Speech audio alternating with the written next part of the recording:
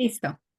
Ya, listo. ¿Qué tal, profesores? Buenas noches. Bueno, como ya sabrán, mi nombre es Valeria Iraola y en esta ocasión vamos a hablar sobre el segundo tema o la segunda sesión, que es evolución en acción, evidencias y aplicaciones en la educación. Primero que nada, decirles que tengo a la mano otro dispositivo, así que voy a poder contestar de forma activa el chat. Así que por favor, me escriben nomás por el chat conforme vayan a tener alguna idea o algún comentario. Y bueno, siempre las recomendaciones del caso, ¿verdad? Vamos a tener en cuenta que hay que mantener los micrófonos apagados y como les digo, pueden participar activamente por el chat. Yo acá lo estoy leyendo al mismo tiempo que ustedes, ¿sí? Y siempre tomen nota de lo que consideren que es lo más importante o lo más pertinente. Entonces, también no se preocupen, voy a acabar antes de las 2 horas, no me voy a pasar, no se preocupen por eso. Este, entonces, vamos a empezar con una pequeña, reflexión. Vamos por el chat todos. ¿Qué piensas cuando te dicen evolución? A ver, los leo. Esta vez no hay menti, porque el máximo era de 50 participantes y ya en la anterior clase pasamos los 50, así que no se pudo. Diversificación, genial. Cambios, transformación, desarrollo en el tiempo. Cambios de mejora para evolucionar. Muy bien. Cambios con respecto al tiempo en función a una adaptación. Me gusta, esa es una mejor definición. Cambios de transformación. Transformación, adaptación, ¿ok? ¿Alguna otra palabra más aparte de adaptación o cambios? Modificación de la materia. Creo que todos me siguen hablando de la misma palabra, adaptación. ¿Algún personaje de repente que puedan recordar relacionado a evolución? Genética, Darwin, muy bien, Ivonne. Mutaciones, Lamarck. Variaciones genéticas, excelente. Y cuando hablamos de variaciones genéticas, ¿es algo que se hablaba ya en esos tiempos, hace años, hace millones de años, o es algo más actual? ¿Qué creen ustedes? No, no es actual. Ah, ya, no, no, es actual. Ok, vi la coma, no te preocupes. Es actual, ok. Claro, con Gregor Mendel, ¿no? Con Mendel empieza toda esta idea de la parte genética. Justamente eso es uno de los temas que vamos a tocar la siguiente semana. La siguiente semana ya vamos a empezar a hablar un poco sobre genética. Una forma de prevalecer en el tiempo. Muy bien, Wallace también. Exacto, no hay que olvidarse de Wallace. A veces uno solamente se centra en Darwin y se olvidan de Wallace. Muy bien. Entonces, cuando hablamos de evolución, excelente. Me gustan sus ideas. Entonces, vamos primero con el objetivo de nuestra clase del día de hoy. Es un poco profundizar en los conceptos de evolución, en las evidencias que hay sobre esta teoría y las aplicaciones que nosotros vamos a usar o qué cosas es lo que podemos hacer referente a cómo explicar que de verdad ocurrió la evolución, ¿no? Y brindar estrategias de cómo abordar este tema de manera más atractiva y basada en evidencia científica. El contenido, vamos a hablar un poquito desde Darwin hasta la síntesis moderna, vamos a hablar sobre los fósiles, sobre genética un poquito, como haciendo una pequeña introducción a lo que vamos a empezar a ver la siguiente semana, un poco sobre biogeografía y también lo que es ejemplos actuales de evolución y algunos tips que les pueda dar yo en base a mi experiencia. Entonces, ¿cómo ustedes creen que se crea la vida? O sea, ¿cuál es la teoría que ustedes manejan o la que ustedes usan con sus estudiantes para decir la vida se originó de esta manera? ¿Qué es lo primero que se les viene a la cabeza cuando les dicen eso? Luca, ¿ok? ¿Alguna otra teoría?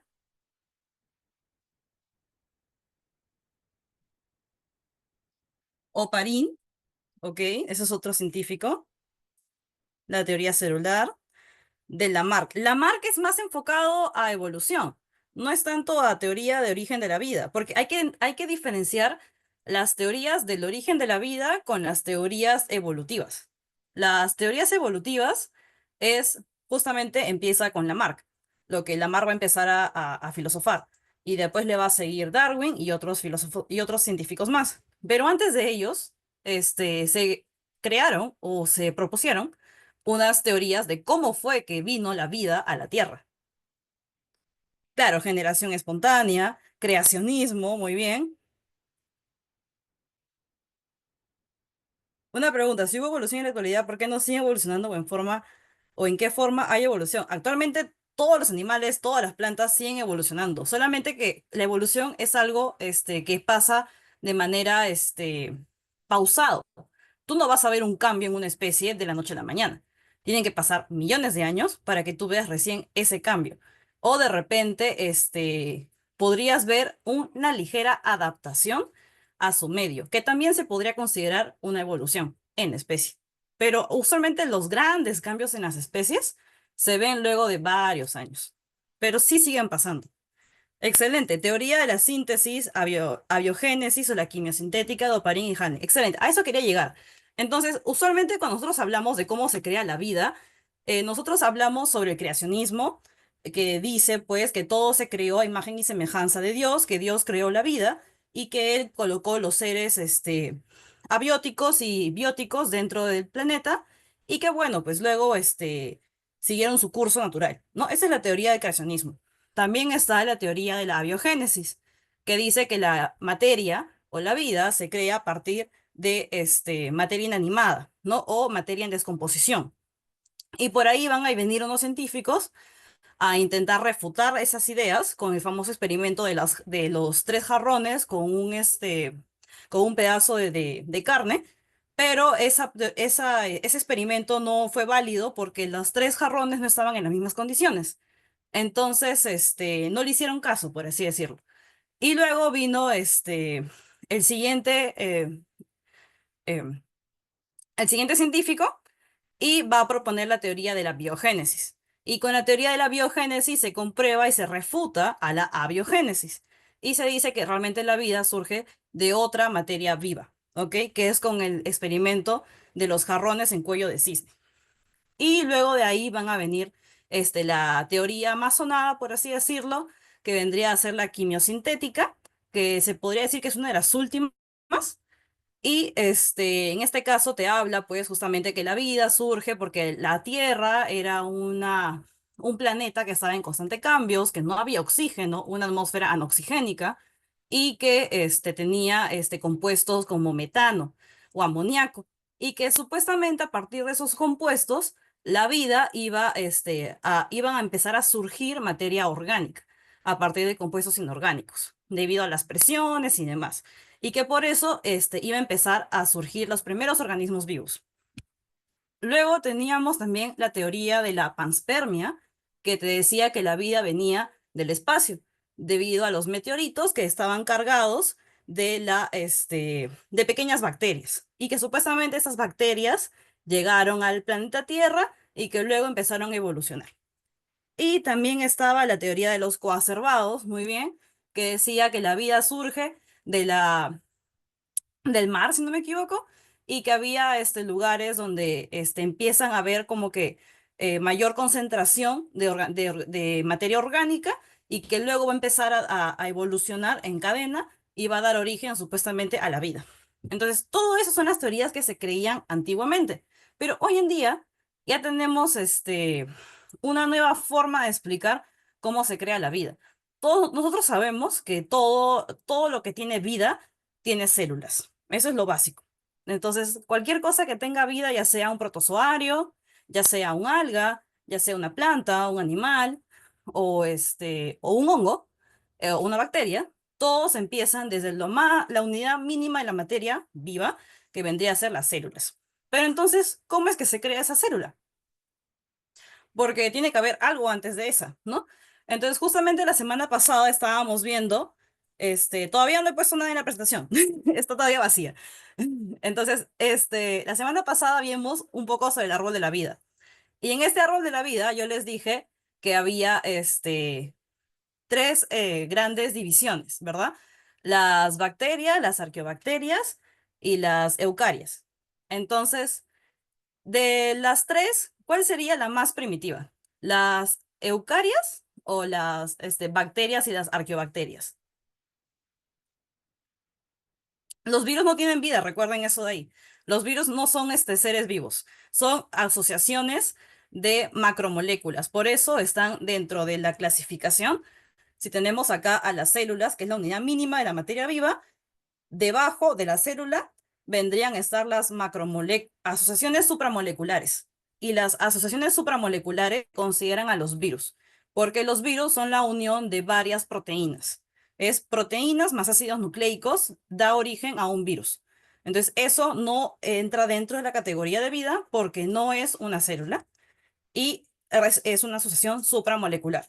Y además de que no entra por el tema de la organización compleja, que es una de las características de los seres vivos, tampoco se le considera un ser vivo porque no cumplen con la característica de reproducción. Cuando hablamos de características de los seres vivos, que debe ser uno de los primeros temas que se toca en clase, en las primeras semanas de clase, pero ahorita que todos hemos empezado a enseñar, hay que resaltar eso de ahí, que dentro de la característica de reproducción es que o te reproduces sexual o asexualmente. Y los virus no se pueden reproducir de esa manera. Son parásitos, son obligados, parásitos obligados, porque ellos necesitan parasitar una célula, ya sea una bacteria con los bacteriófagos o cualquier otra célula animal, como tejido epitelial o lo que sea, y cuando las parasitan, dejan su material, su ARN o su ADN, dependiendo qué tipo de virus sea. Y una vez que lo dejen, obligan a esta célula a que reproduzca o que ensamble sus unidades. Y por lo tanto, al final la célula se muere y libera este virus ya armado. Entonces, por eso no son seres vivos. Exacto, Camila, no cumplen. Exacto, muy bien. Ustedes mismos lo han dicho. Entonces, se me fue la idea. Les decía de las arqueas. Genial. Entonces, las arqueas, las arqueobacterias, son los seres vivos más mínimos que hay.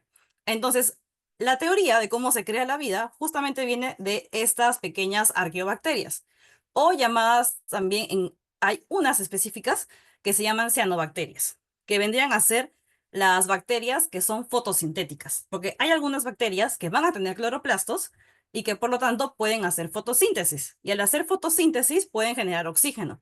Entonces, esta teoría dice pues de que había o existía en el planeta Tierra algunas bacterias que no hacían fotosíntesis y otras bacterias que sí podían hacer fotosíntesis. Y gracias a esas bacterias que hacían fotosíntesis se podía generar un poquito de oxígeno, ¿ok? Y que luego estas bacterias fueron fagocitadas, o sea, fueron comidas por otra bacteria. Y cuando es comida por otra bacteria, empiezan a generarse procesos, que a este caso le vamos a llamar endosimbióticos, que mientras que se van comiendo unas a otras, va a dar origen al final a las células eucariotas que conocemos hoy en día, que tienen mitocondrias. Y por ahí más o menos se explica la razón por la cual las mitocondrias y los cloroplastos son organelas que tienen su propio ADN y sus propios ribosomas. Y también eso es algo importante que no debemos de pasarlo por alto cuando expliquemos sobre las células, que esas dos organelas son organelas bien complejas con su propio material genético y con sus propios ribosomas. Pueden crear sus propios proteínas. Y es justamente debido a esta teoría endosimbiótica que dice que estas organelas hace millones de años fueron realmente unas bacterias, pero que fueron comidas por otras bacterias y así, por endosimbiosis, terminaron acoplándose y formando una sola célula. Entonces vamos a explicarlo con un grafiquito. Entonces, a esa teoría se le llama la teoría endosimbiótica. Entonces, supuestamente el cloroplasto surge de una cianobacteria y por eso tiene su propio material genético y proteínas, lo que les acabo de decir. El núcleo, ¿cómo es que se crea este núcleo de las células? Simplemente por una invaginación. O sea, la membrana celular se mete y al momento de que se mete se cierra. Y ahí en ese momento es que este material genético de las bacterias que no tiene núcleo se encierra dentro de una membrana y aparece el núcleo. Y se podría decir que crea a la célula eucariota. Y las mitocondrias, como les digo, también se generan por fagocitosis, pero de una bacteria que hacía respiración aeróbica y que se adaptó a esta célula. Grafiquitos mejor. Tenemos acá supuestamente una bacteria aeróbica. Esta bacteria aeróbica que está haciendo su fotos, normal, su vida, va a ser comida por otra bacteria. Y ahora esta bacteria va a adquirir esta mitocondria. Por lo tanto, hace respiración. Luego tenemos otro caso, una célula eucariota, porque supuestamente ya tenemos célula eucariota porque tenemos mitocondrias. Entonces, como esta bacteria ya se comió a otra bacteria y consiguió su mitocondria, porque esta mitocondria se adaptó y ahora tiene forma de mitocondria, entonces esta célula lo que le falta es encerrar su material genético en un núcleo. Entonces lo va a encerrar. Y ese es el punto negro que ustedes ven ahí. Lo encerró y ahora tiene núcleo y tiene mitocondria. Pero ¿qué le falta? Le falta, para el caso de las plantas y las algas, le falta un cloroplasto. Entonces, ¿qué va a pasar? Esta célula eucariota ahora se va a comer a otra bacteria, que esta otra bacteria, tiene cloroplastos y hace fotosíntesis. Y de esa manera ahora tenemos la célula eucariota, supuestamente de las plantas, que pueden hacer fotosíntesis y también tienen sus mitocondrias. Es un poco complejo de explicar, pero más o menos de esa manera funciona. En teoría son tres eventos de que se van comiendo entre ellas, seguidos, pero este es un paper que está ahí el link para que lo puedan revisar. Bueno, desgraciadamente algunos estaba leyendo los comentarios, me decían, por favor, que el paper esté en español, pero hoy en día la información la encuentras en inglés, así que les recomiendo que practiquen el inglés y lo puedan leer. Yo de todas maneras estoy consiguiendo lo mayor que puedo en español, porque sé que el inglés a veces es complicado, pero en este caso, bueno, desgraciadamente el paper es en inglés. Entonces, acá está el evento de cómo surge. ¿Dónde está mi puntero? Un ratito. Acá está. Voy a poner mi puntero un ratito. ¿Dónde está mi puntero? Bueno, desaparece el puntero. Ya fue. También como una sugerencia, Valeria, a lo mejor para los profesores, el artículo lo pueden traducir con la IA, ¿no? Ah, O, sí. claro, entonces lo pueden traducir. Hay también programas en Google, ¿no? Que pueden también ponerlo como extensión de Google y les traducen los artículos. Así es que no se preocupen porque sí pueden tenerlos para en español. Sí, sí, gracias, gracias Rosalba. Sí, también lo podrían buscar, o como dice Rosalba, lo pueden ir traduciendo poco a poco con las IAs. De verdad, sirven un montón, ayudan un montón en el campo de la ciencia, porque a veces uno encuentra papers en alemán y yo no sé alemán, o lo encuentras en francés, tampoco sé francés, etcétera. Entonces, hay que utilizar las herramientas que tenemos hoy en día. Entonces, en resumen, ¿cómo se crea la vida? ¿Qué dice la teoría endosimbiótica? Tenemos una célula eucariota que previamente ya comió a otras bacterias y ya consiguió su mitocondria, ¿ok? Y acá es lo que les he intentado graficar acá a la derecha. Entonces, como esta célula eucariota ya tiene su mitocondria, ya tiene su núcleo, lo único que le falta es conseguir el cloroplasto. Entonces, en este caso, se va a comer a una cianobacteria y esa va a ser la endosimbiosis primaria, la primera vez que se coma a alguien. Y en este proceso vamos a conseguir, por ejemplo, acá dice, a las algas verdes. Acá tenemos también a las algas rojas y acá tenemos otro grupo más de plantitas o de alguitas. Más que nada son alguitas. Y después vamos a empezar a formar protozoarios. Recuerden que los protozoarios eran un grupo que tenía como cuatro reinos distintos, dependiendo de qué tipo de protozoario se hacía. Entonces, acá en estas endosimbiosis que van a seguir, se van a ir comiendo a a esta célula que supuestamente da origen a las plantas verdes o a las algas verdes, otra vez va a ser comida por otra célula eucariota.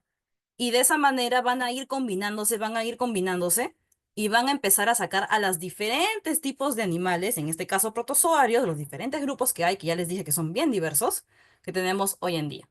Y de esa manera tenemos la gran diversidad de seres vivos en el planeta, por esta forma de endosimbiosis.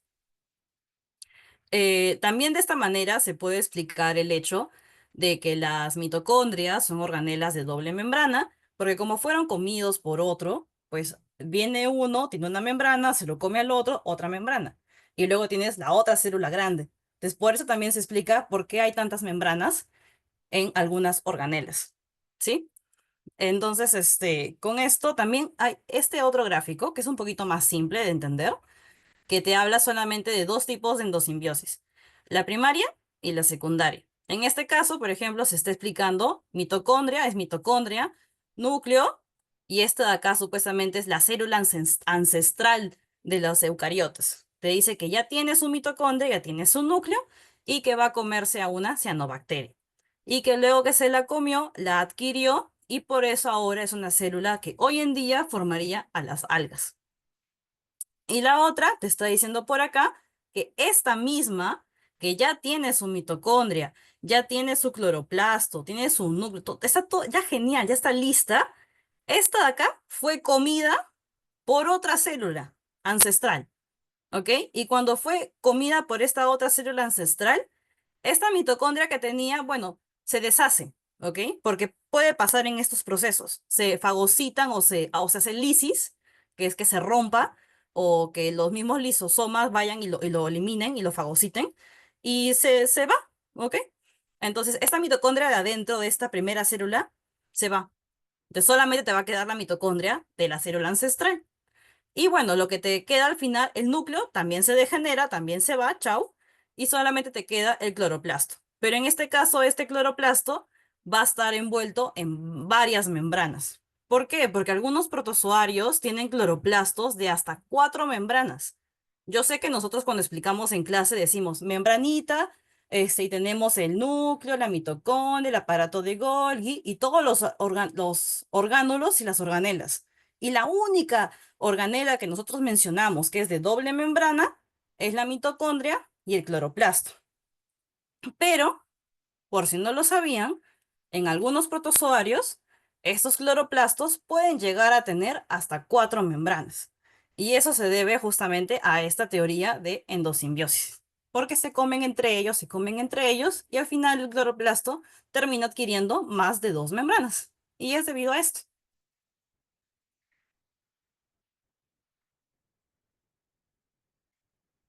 Ya, entonces, luego de estas teorías, cualquier teoría es una teoría.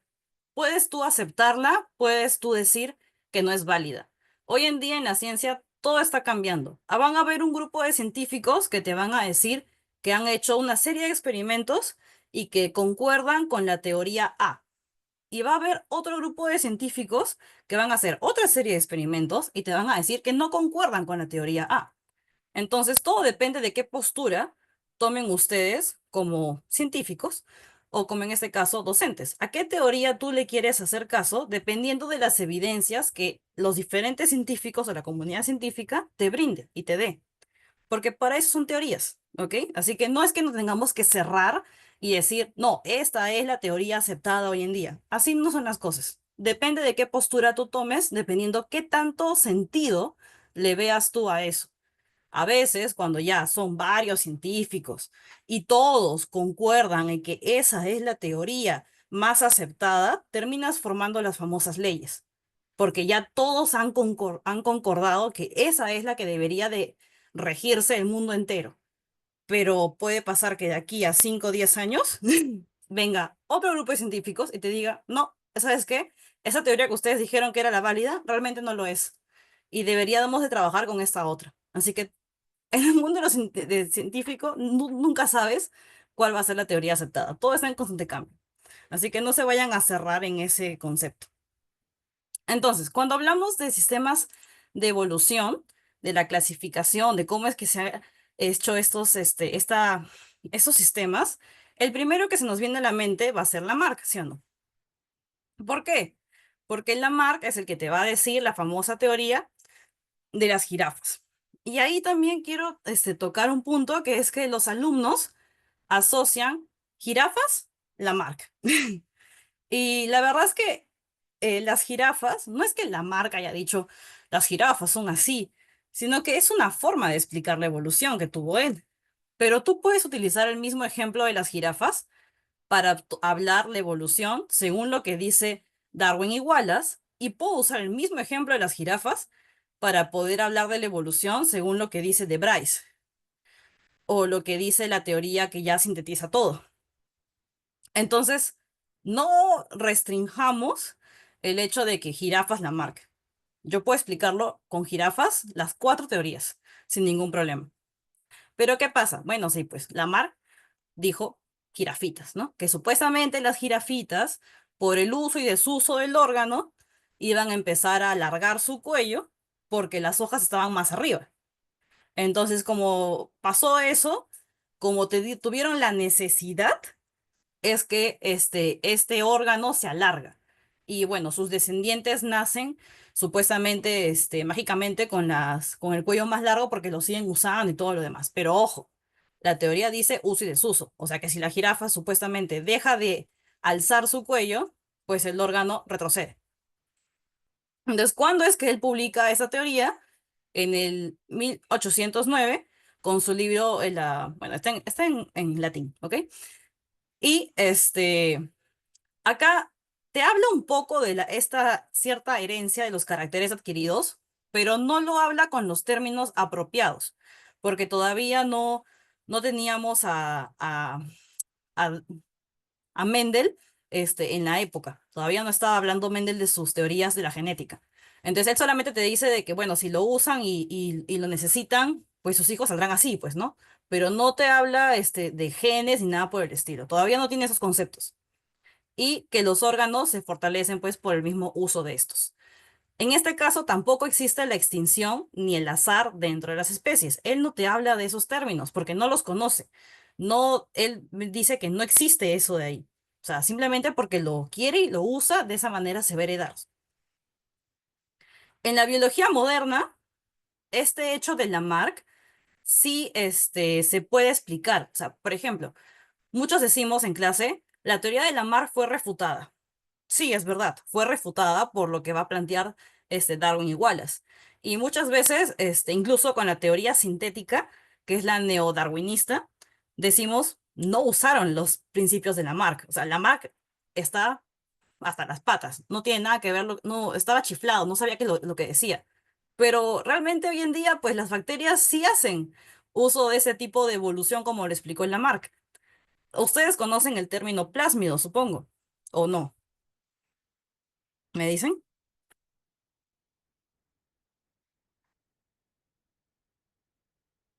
Sí, genial. Entonces, el plásmido es un material genético que tienen estas bacterias y que van a ser heredadas entre ellas, ¿ok? Es una herencia estricta de las bacterias y es la manera en la cual se pueden conseguir esta resistencia a los fármacos. Entonces, esta información, ellas lo van a ir adquiriendo conforme son sometidas a los diferentes antibióticos y porque lo necesitan para evitar ser eliminadas, transmiten esta información a sus descendientes y hacen la transmisión a ellos. Entonces, esta forma de transmisión de los plásmidos se explica en base a la teoría de Lamarck. Así que tan chiflado no estaba Lamarck. Se usa hoy en día con las bacterias. En este caso, él plantea lo que les dije de las jirafas, ¿no? Y también tenemos a Darwin y a Wallace.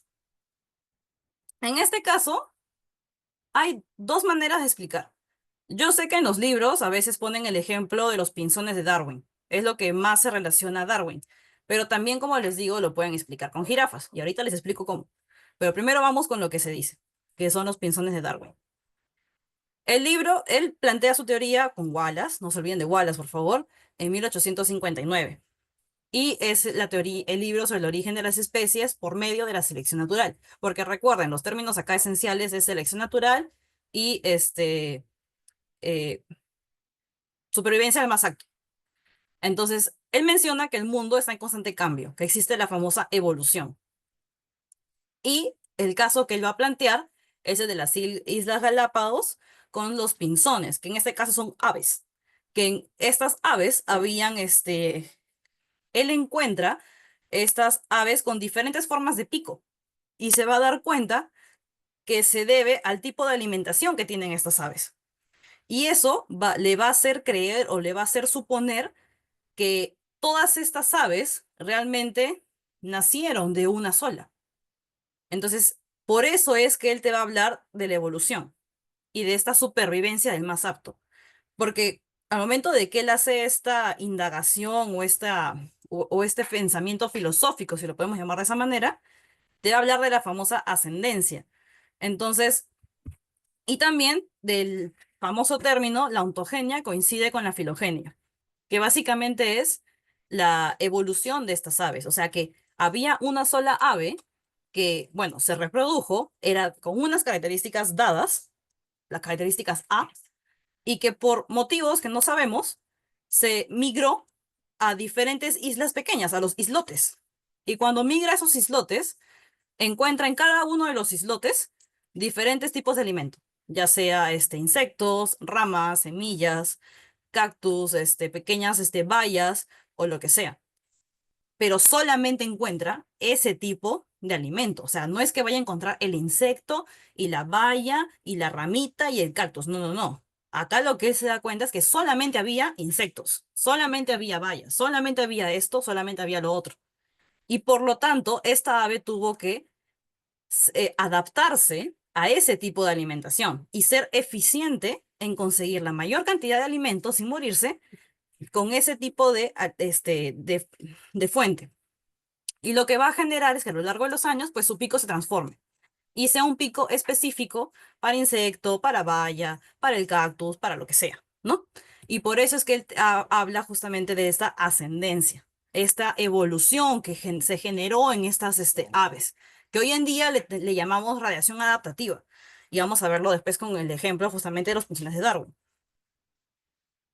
Entonces, acá lo más importante y resaltante es que la evolución se da de manera gradual y no es saltacional.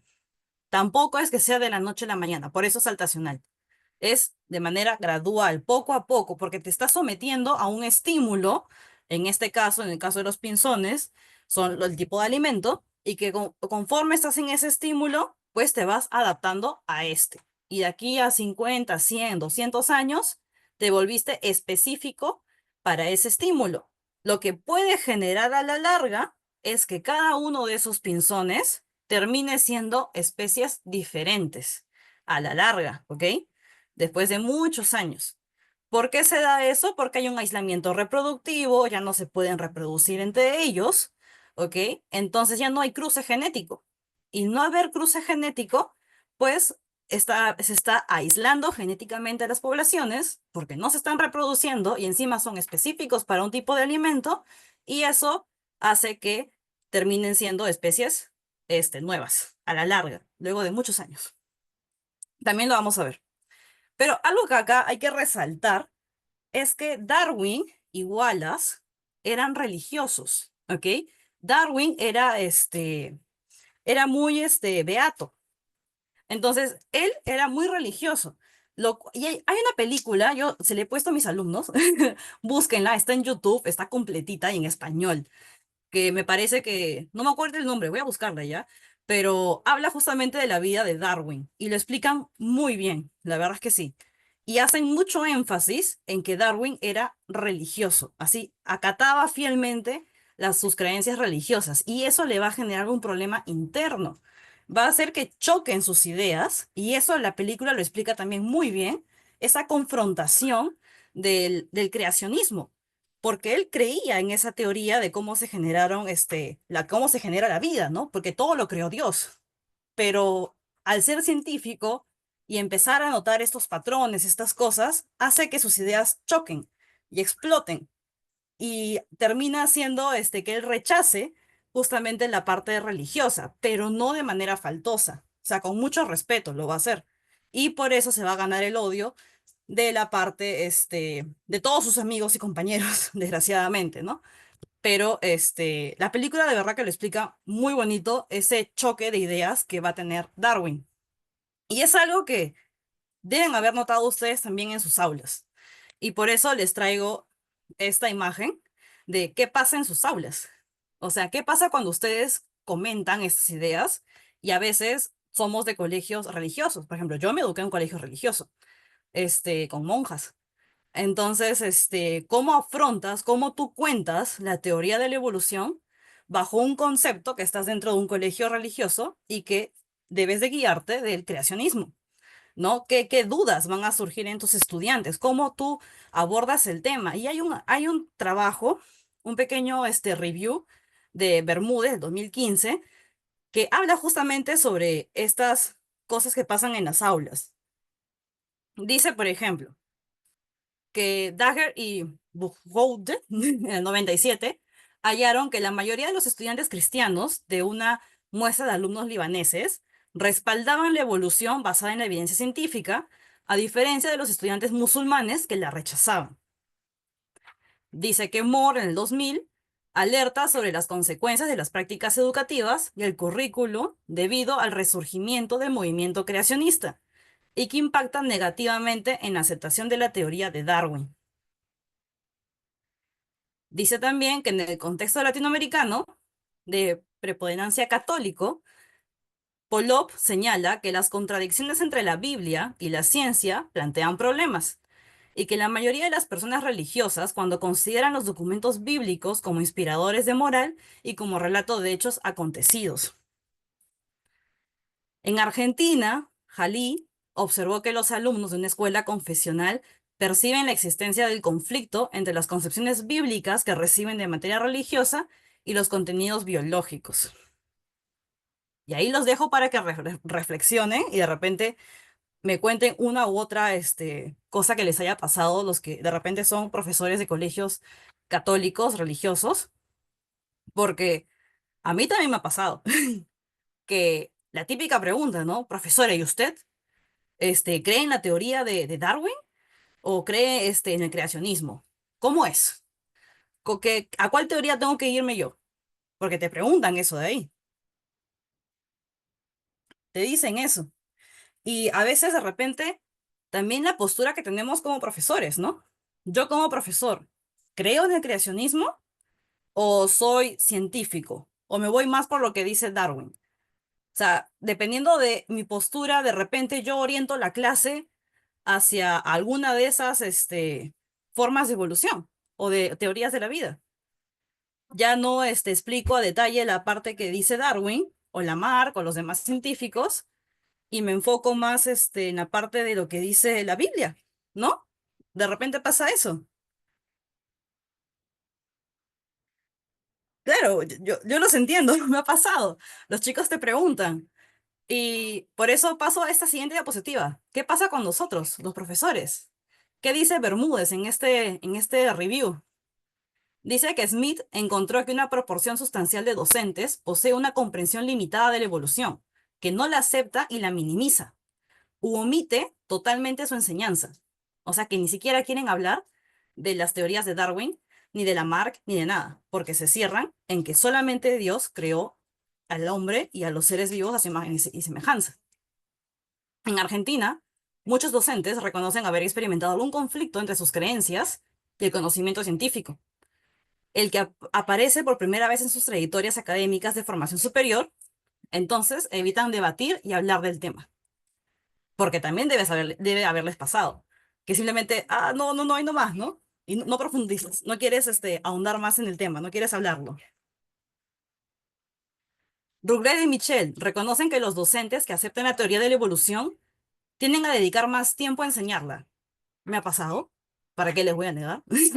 Me ha pasado. Otros autores describen que los profesores confunden los conceptos darwinianos con fundamentos lamarckianos y que carecen de algunos conocimientos de genética que ayudarían a entender la selección natural. O sea, de repente hay una falta de conocimiento y que por eso no logras explicarles de manera adecuada la teoría de la selección natural. O no entiendes muy bien las diferencias entre lo que dice Lamarck y lo que dice Darwin.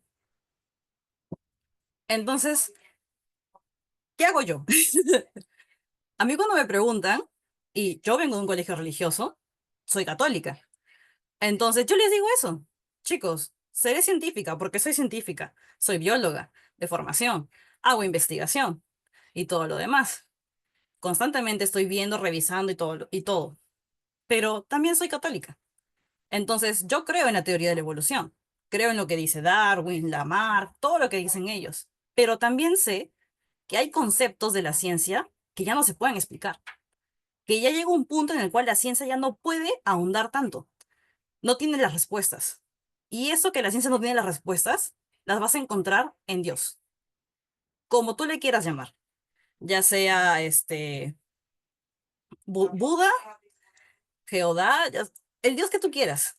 No me voy a meter a hablar sobre las diferentes constituciones religiosas que ustedes tengan, porque a veces te toca colegios que no todos son católicos. Entonces, simplemente esa es mi postura. Y de repente, si tú les explicas de esa manera, los chicos te van a entender mejor. Y te van a decir, ah, claro, sí, ¿no? Tienes razón. De repente, acá ya, la ciencia no se puede explicar, ¿no? Entonces, ¿qué pasó, no? Y algo que yo les digo es la teoría del Big Bang.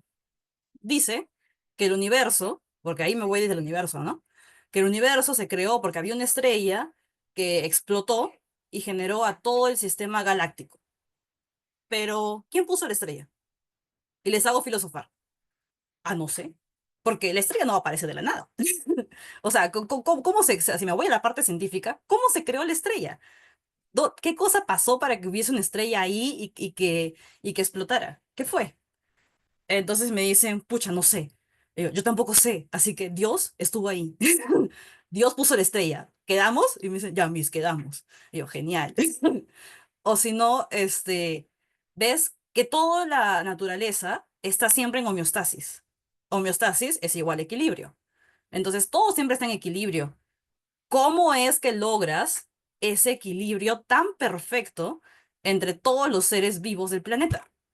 O sea, ¿quién está ahí como ente viendo que todo vaya según lo que la ciencia dice que pasa?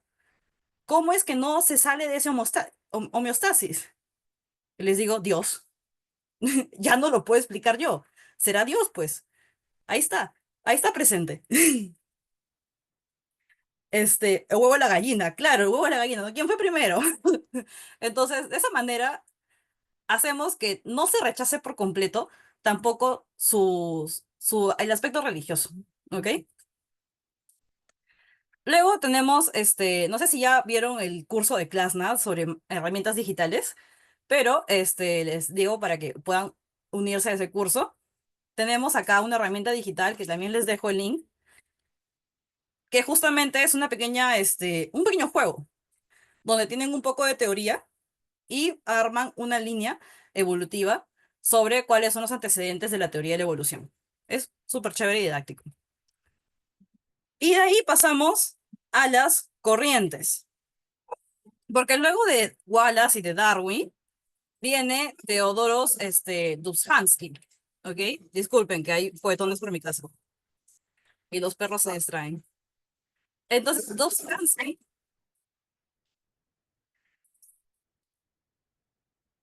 Dobzhansky va a empezar a hablarte justamente de un poco sobre la genética. Acá te va a decir que la biología nada es lógico si no se contempla a la luz de la evolución. Tiene un libro que se basa todo, Genética y el origen de las especies. La fuerza que motiva la evolución es la selección natural, ¿ok? Los cambios se dan por variaciones hereditarias, hay mutaciones.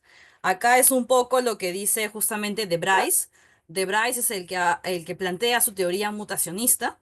También se va a basar en él y que los organismos se adaptan dependiendo cambios fisiológicos, comportamiento, etcétera.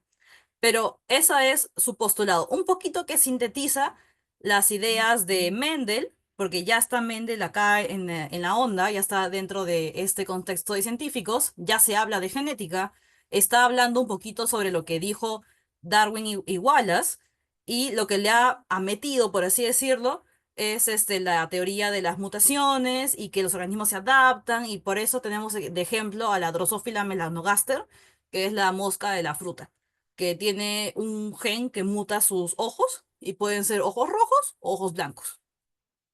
Pero hoy en día tenemos corrientes, ¿ok? Como les dije, depende de ti qué corriente vas a seguir. Tenemos la corriente del neodarwinismo, que es la teoría sintética. ¿Por qué le dicen sintética? Porque resume casi todo y une lo que es la selección natural y la genética. Esta teoría, planteada justamente por Dobzhansky, es la del neodarwinismo y va a juntar todo.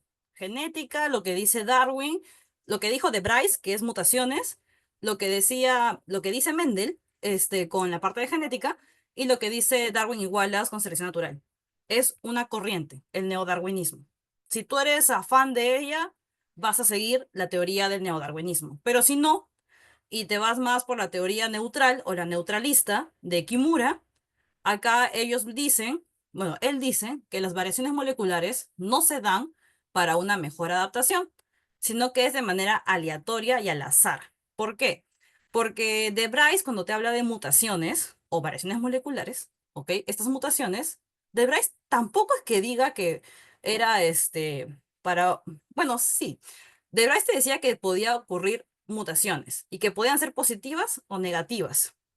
Y que supuestamente la positiva iba a ser la que iba a mejorar este, a este, a este ser vivo. Y era la que se iba a quedar. Entonces, y que tenía que pasar. Pero acá Kimura te dice, o sea, no es porque sea una mejor adaptación, sino que simplemente se dio la mutación y ya está. Y tampoco es que yo voy a prever que va a ocurrir una mutación, se da de manera al azar. Los cambios no ocurren en todas las células al mismo tiempo. De Bryce, te estás equivocando. No es que todas las células al mismo tiempo mutan. No, no es así. Sino que algunas mutan, otras no mutan, y la que se queda, se quedó, pues, ¿no?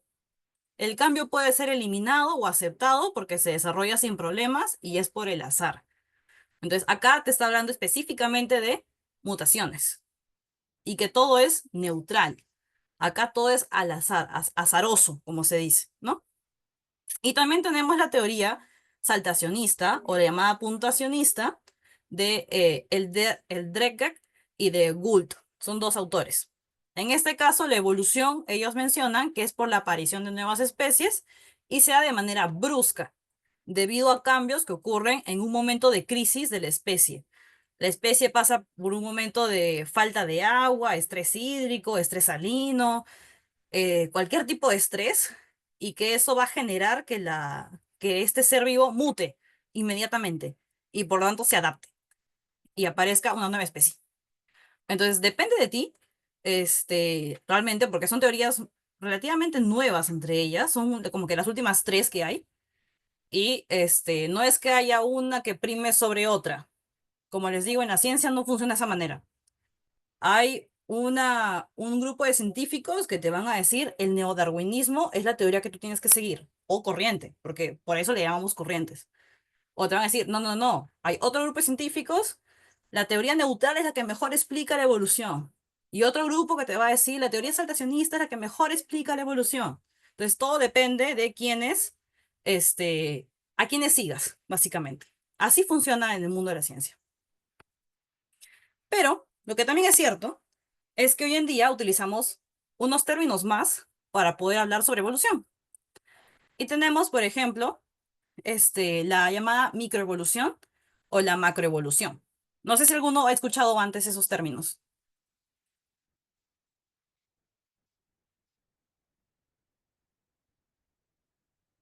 Sí, no, tal vez.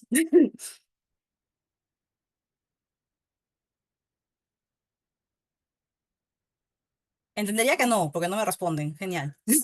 Ya, la microevolución y la macroevolución. La microevolución le llamamos micro porque son cambios puntuales que van a ocurrir en el ADN de los seres vivos y que tú los puedes observar en un corto periodo de tiempo, ¿ok? Son adaptaciones a un cambio, ya sea de temperatura global, desastres naturales, etcétera.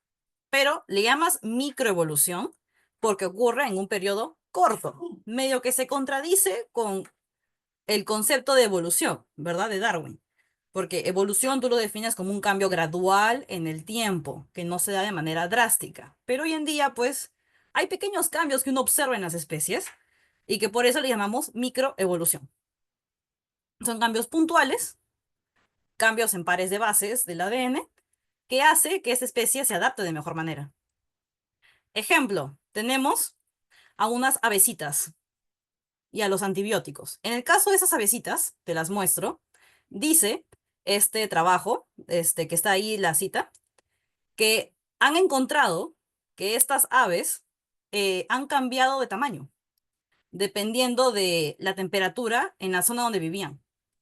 Las que eran de temperaturas más heladas eran más grandes en comparación con las de temperaturas más calientes, que eran más pequeñas. Son, son cambios que tú puedes ver actualmente. Es la misma especie. Y por contexto de cambio de temperatura global que lo vivimos hoy en día, ojo, por si acaso, el cambio climático es real, no es mentira, no le crean a Trump. Entonces, tú ves esos cambios en las especies, no solamente en aves, ocurren en plantas, ocurren un montón de especies de seres vivos, animales y plantas, que vas a ver pequeños cambios porque se están intentando adaptar a esta crisis global. Y el otro clásico ejemplo de microevolución son los antibióticos con las bacterias o con los virus. Los virus, evolucionan, porque el término que te dicen es evolucionan rápidamente, se adaptan rápidamente a toda esa gama de cosas que tú puedas intentar hacer para eliminarlos, y no puedes. En el caso de las bacterias igual. La famosa resistencia a fármacos es un detalle de la microevolución. Entonces, es una manera de explicar cambios evolutivos actuales, que tú puedas ver así de manera visual. Y la macroevolución ya son cambios a gran escala. Vas a ver un cambio completamente distinto en esa plantita o en ese animal o lo que sea. Y que ese cambio se ha dado de forma gradual en grandes periodos de tiempo. O sea, es el concepto crudo de la evolución. La evolución se da de forma gradual. Pero, ¿cómo tú llegas a esta macroevolución? Vas a llegar a esta macroevolución debido a pequeñas microevoluciones. ¿Qué cosa quiere decir? Que estas avecitas, que te estoy dando el ejemplo de Estados Unidos, que están empezando a diferenciarse en tamaño, podría ser que de aquí a 100, 200 años terminen siendo dos especies distintas. Porque esos cambios se van acumulando, se acumulan y se asientan. Y como se asientan, termina habiendo de repente un desastre, un huracán, no sé, allá en Estados Unidos, y que aísla las poblaciones. Y como las aísla, ya no se pueden reproducir entre ellas. Entonces, 50, 100 años más, especies nuevas. Entonces, esa es la macroevolución. Y el ejemplo clásico son los pinzones de Darwin. ¿Ok? Darwin tenía una vaga idea y hoy en día pues se han hecho miles de trabajos en el caso de los pinzones de Darwin y ya se sabe pues más o menos cómo han ido evolucionando. La semana pasada vimos cómo se leía un árbol filogenético, lo tenemos acá, solamente que en otra posición, pero es lo mismo. Es una sola ave que empezó a tener diferentes cambios, y que bueno, pues te das cuenta que al final esa única ave dio origen a todas estas de acá que tú ves al lado derecho. Y cada una es diferente entre sí. Diferente color, diferente forma de pico, diferentes rasgos en la parte de acá de la cara, etcétera. Y eso es resultado de pequeños cambios paulatinos, ¿ok? Podríamos entender microevolución como variación. Sí, porque son ligeras variaciones, pero son variaciones en la parte del ADN que se van asentando y que a la larga, como les digo, pueden generar especies nuevas con la macroevolución. Otro caso que también tenemos es la famosa evolución convergente y la evolución divergente. Son también dos maneras de explicar cómo fue que evolucionaron los seres vivos. La evolución convergente son seres vivos que viven con diferentes ancestros, o sea, no tienen el mismo ancestro en común. Recuerden que es un ancestro en común. Todas estas aves de acá del lado derecho, su ancestro en común es esta ave del lado izquierdo. Todas vinieron de la misma ave, ¿ok? Lo que yo me refiero con evolución convergente es, no vienen de la misma ave, ¿sí? Vienen de diferentes tipos de aves, diferentes tipos de animales, lo que sea. Son diferentes especies, ¿sí? Pero que debido a las condiciones ambientales desarrollan estructuras anatómicas con la misma función. ¿A qué me refiero? Grafiquito. Dos ancestros diferentes, dos cosas diferentes. Pero pucha, el colibrí Y también ¿qué es esto? La mariposa, el colibrí y la mariposa, las dos tienen alas, las dos vuelan, pero descienden de ancestros diferentes. Uno es un ave, el otro es un insecto. Entonces, son dos cosas distintas, pero que debido a la condición, la necesidad, la adaptación, los dos consiguieron tener alas. Y ahora, ¿cómo nosotros probamos este tipo de evolución? Porque hay una forma de probar este tipo de evolución. Con la prueba de los órganos análogos. O sea, cuando ustedes expliquen evolución convergente, les tienen que decir, la prueba de este tipo de evolución son los órganos análogos. ¿Qué significa? Que tienen diferente estructura interna, o el ave en su ala tiene huesitos. El insecto en su ala no hay huesitos. Diferente estructura. Pero la función es similar, los dos vuelan. Los dos pueden volar. Acá tenemos mariposa y el ave. ¿Me deja entender con eso? Porque yo sé que es un poco difícil entender evolución convergente. Si no lo repito. Sí, genial. La evolución divergente se podría decir que es lo contrario, ¿ok? Entonces, la evolución divergente son seres vivos que tienen un mismo ancestro. Se podría decir que puede ser el caso de mis aves, de los pinzones de Darwin, pero desarrollan estructuras anatómicas similares con funciones diferentes. Ejemplo, tenemos que el elefante y el mamut tienen el mismo ancestro, ¿ok? Pero la estructura la función va a ser distinta, pero su estructura es la misma. Prueba, ¿cuál es la prueba de esto? Los órganos homólogos. Igual estructura, los dos tienen huesos, diferente función, ¿ok? El mejor ejemplo, la verdad que el mamut y el elefante no se deja entender, pero el mejor ejemplo es comparar el hueso el brazo de un humano, el brazo de un perro, de un gato, la aleta de una ballena y el ala de un murciélago. Por si no lo sabían, los murciélagos son mamíferos. Entonces, tienen huesitos en sus alas. ¿Qué tienen en común todos ellos? Todos tienen huesos y todos tienen los mismos huesos. O sea, no te estoy hablando de huesos diferentes. Todos tenemos los mismos huesos, los falanges, todo igualito. Lo que está variando es de repente el largo del hueso, pues, ¿no? En el caso del murciélago, pues sus falanges son mucho más largos que en el caso de nosotros, o de la ballena, ¿no? Pero al fin y al cabo, son los mismos tipos de huesos, ¿ok? Pero ¿en qué está variando? En la función. En el caso del murciélago, su brazo sirve para volar. Él vuela. Nosotros no volamos, cargamos peso, sí, pues, ¿no? El gato corre y la ballena nada. Entonces, la función es distinta, pero la estructura interna es igualita, son los mismos huesos. Y eso son órganos homólogos. Y se explica por qué, porque tienen evolución divergente, ¿ok? Todos vinieron del mismo ancestro. Como vinieron del mismo ancestro, todos desarrollaron la misma estructura interna, porque su ancestro también tenía esos huesos, toditos igualitos. Solamente que al final, por las condiciones ambientales, uno vuela, el otro nada, el otro corre, el otro carga peso. En cambio, la evolución convergente tienen ancestros completamente diferentes, por eso su estructura interna es completamente distinta, pero bueno, las condiciones son similares, así que los dos vuelan, el ave y la mariposa.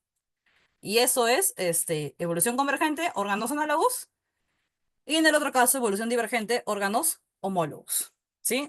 Es un tema que se explica con evolución, a veces de repente no lo hemos hablado en clase, pero es importante tocarlo porque es viene el examen de admisión de las universidades. Así que sí sería interesante que lo mencionen. Y luego tenemos la famosa radiación adaptativa. La radiación adaptativa es cuando una especie se adapta rápidamente a un nuevo hábitat o forma de alimento, originando nuevas especies. Ya les dije que los pinzones de Darwin es un ejemplo de radiación adaptativa. Pero para esto debe haber aislamiento entre individuos para que se dé el proceso de especiación. ¿Qué pasa? Cuando hablamos de especiación, estamos haciendo referencia a la creación de nuevas especies. Pero para que se pueda crear una nueva especie, sí o sí lo que tú necesitas es aislamiento reproductivo, que no haya cruce de genes, porque de esa manera garantizas que sus genes van a volverse únicos para esa especie. Y estas nuevas especies van a surgir de otras, o sea, valga verdades, pero que poco a poco, con el paso de los años, se han dejado de reproducirse con sus compañeros y por eso generan nuevas especies. ¿De qué manera puede pasar esto? Puede ser que haya habido un deshielo, ¿ok? Un deshielo y se generó una laguna. Y y se generó otra laguna más abajo. Entonces las dos lagunas son ecosistemas completamente diferentes que no se interconectan por un río. Entonces lo más probable es que las especies sean distintas en esas dos lagunas. Podría pasar de que tienes una isla grande, así con dos montañitas, y que el nivel del mar hoy en día está subiendo debido a los deshielos de los glaciares. Y bueno, pues esta isla que era una sola, terminó volviéndose dos, porque el aumento del nivel del mar subió y aisló a las islas. Entonces, de aquí a 50, 100 años o más, al fin y al cabo, al inicio, si bien es cierto, era una sola especie, terminó volviéndose dos, porque hay aislamiento reproductivo, ¿ok? Puede ser porque salen montañas, etcétera. En este caso, en los pinzones de Darwin, se explica porque supuestamente había una sola isla y estos pinzones nadaron, volaron a los islotes aledaños y ya no pudieron regresar. Así lo explica Darwin. Y bueno, pues a partir de eso pasaron miles de millones de años y se volvieron específicos para su tipo de alimento y se generaron especies nuevas. Pero es una radiación rápida. O sea, rápidamente esa que tenía una sola especie, digamos, se reprodujo alocadamente y consiguió tener 50 aves en la isla uno. Y de las 50 aves migraron a cada ave a 50 islas distintas y consiguieron su pareja. Y empezaron a generar, luego con el paso de los años, especies nuevas. Otro ejemplo de radiación adaptativa son los marsupiales de Australia. Todos esos marsupiales descienden de un solo descendiente. Otro ejemplo de radiación adaptativa es los mamíferos en general. Cuando nosotros hablamos de cómo han ido evolucionando las especies, desde el Jurásico, Cretáceo y Terciario y todo lo demás, se ha notado que, a diferencia, por ejemplo, si ustedes ven en la imagen de las aves y de los cocodrilos, se dan cuenta que los mamíferos es mucho más grande este diámetro. Es un diámetro grande, a diferencia de las aves y los cocodrilos. O sea, rápidamente empezaron a aparecer muchas especies distintas de mamíferos, y en corto tiempo. A diferencia de las aves y cocodrilos, que si te das cuenta en la imagen, es corto esa cantidad de especies que surgen así en ese momento del terciario, ¿no? Entonces, esa es una manera de hablar de la radiación adaptativa, que aparece rápidamente las especies.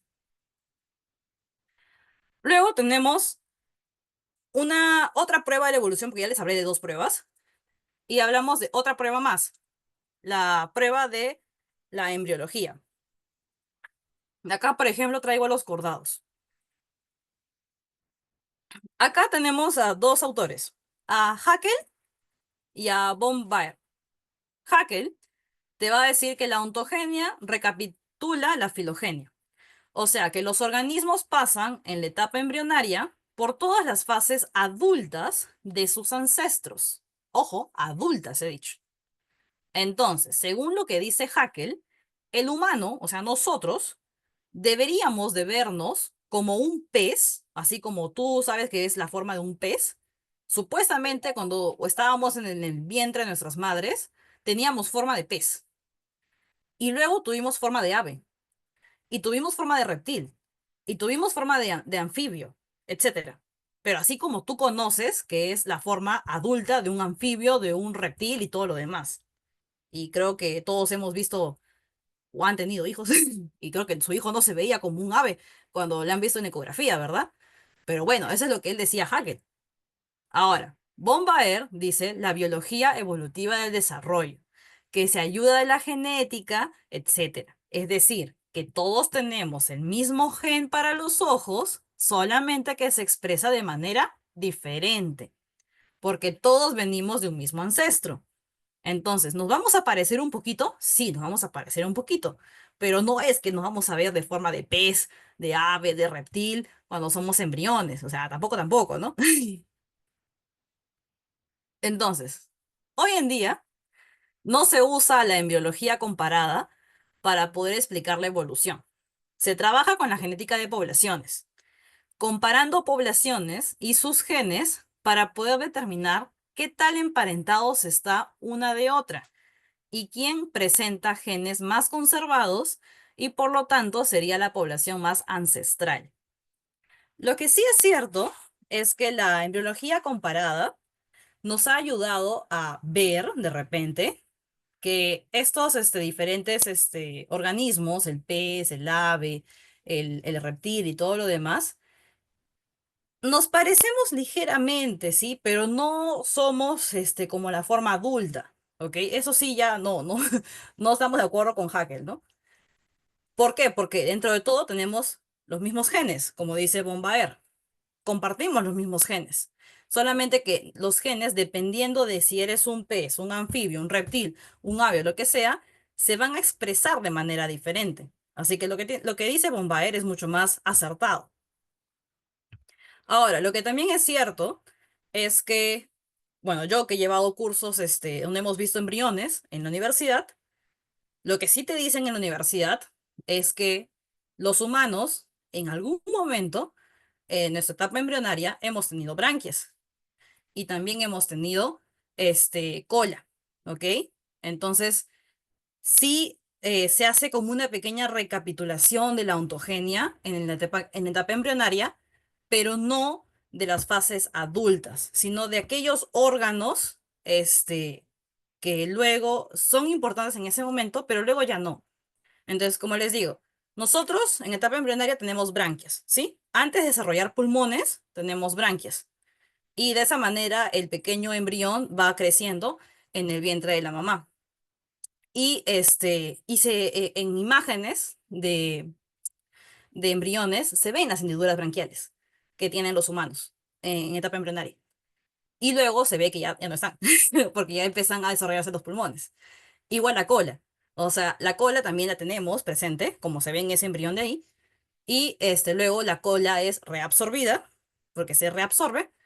Y lo que ustedes conocen como los famosos órganos vestigiales, que vendría a ser el coxis, que es el último huesito de nuestra columna vertebral, que cuando éramos parientes de los monos, pues era la cola que desarrollábamos, no nosotros, ¿no? Los monos desarrollaban la cola, ¿no?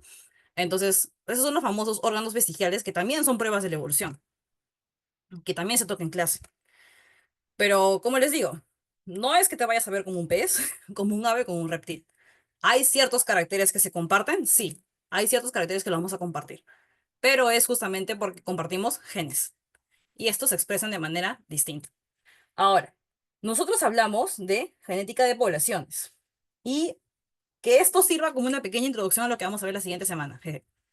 Entonces, genética de poblaciones, ¿qué cosa es? Es el estudio de los genes de una población. Los genes son las características que tiene una población.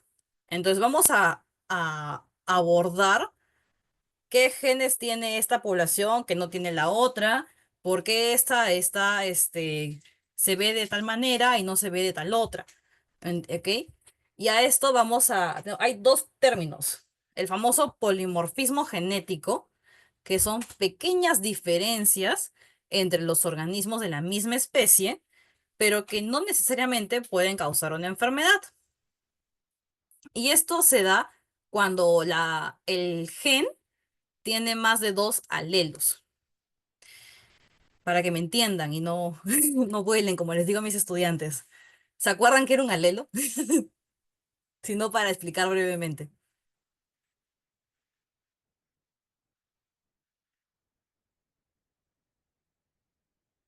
Sí, no, tal vez, creo que no están porque no me responden. Ah, ya sí. Gracias, Eduardo. Ya, la forma en la cual se expresa un gen. Excelente.